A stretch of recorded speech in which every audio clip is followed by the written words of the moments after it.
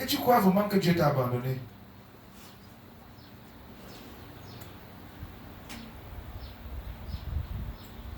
Alléluia. C'est un coup la fin de...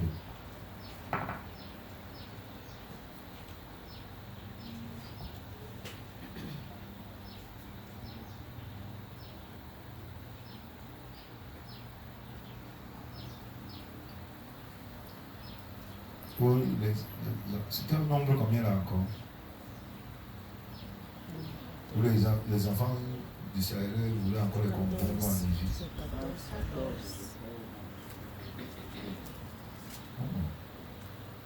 Le nombre 11, nombre 12.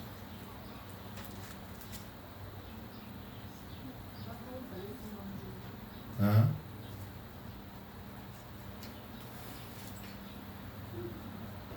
Nombre 11. Nombre 5. 11. Nombre 11, 5. Vous allez voir comment il... Nombre 11 à partir du verset 5. À partir du verset 4. Verset 4. Le ramassis des gens qui se trouvaient au milieu d'Israël fut saisi de convoitise.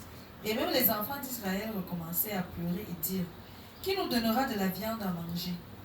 Nous nous souvenons des poissons que nous mangions en Égypte et qui ne nous coûtaient rien. Des concombres, des melons, des poireaux, des oignons, des ails. Maintenant, notre âme est desséchée. Plus rien. Nos yeux ne voient que de la manne. Alléluia. Maintenant, il se souvient qu'il était bien en Égypte. C'est pour ça que tu dois être à l'aise. C'est pour ça que Dieu te fait affronter les situations. Ne pense pas que Dieu va changer la situation parce que tu es mal à l'aise. Cherche à être à l'aise dans la situation dans laquelle tu te trouves.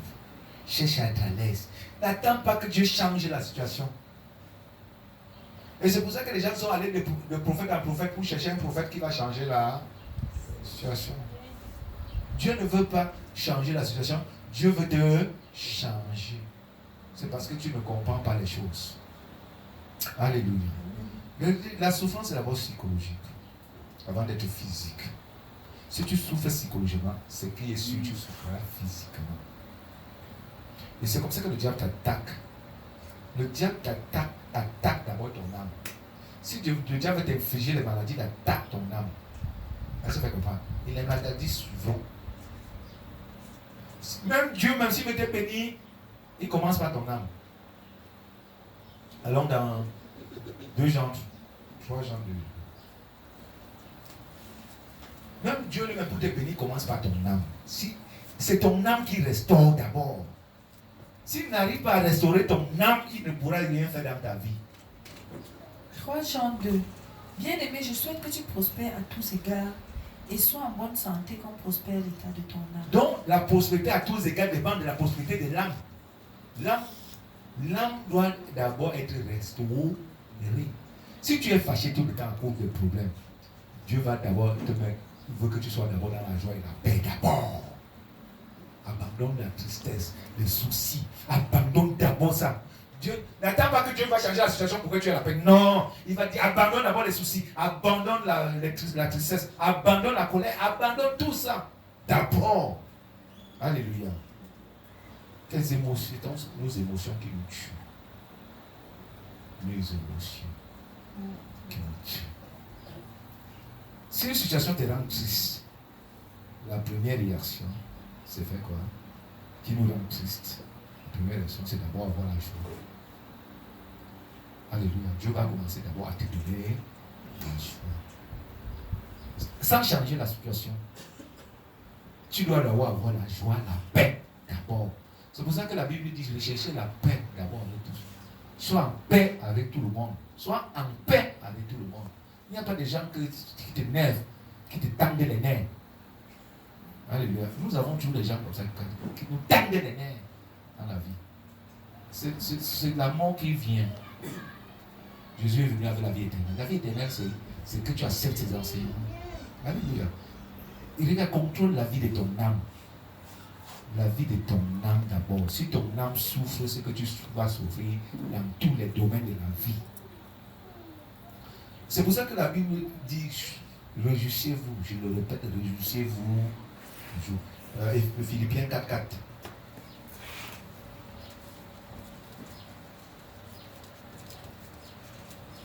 Philippiens chapitre 4, verset 4. Réjouissez-vous toujours dans le Seigneur. Je le répète, réjouissez-vous.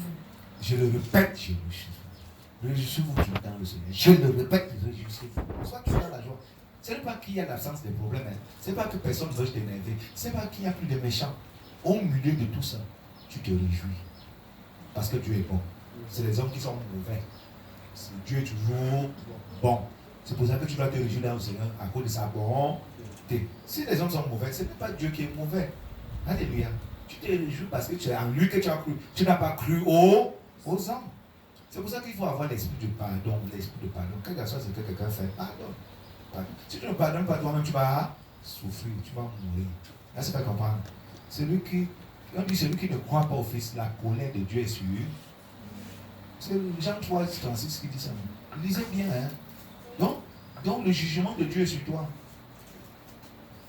Si tu ne crois pas au Fils de Dieu, si tu ne crois pas à ses enseignements, ne souffre pas. C'est pas parce que le diable est fort que tu souffres. Hein.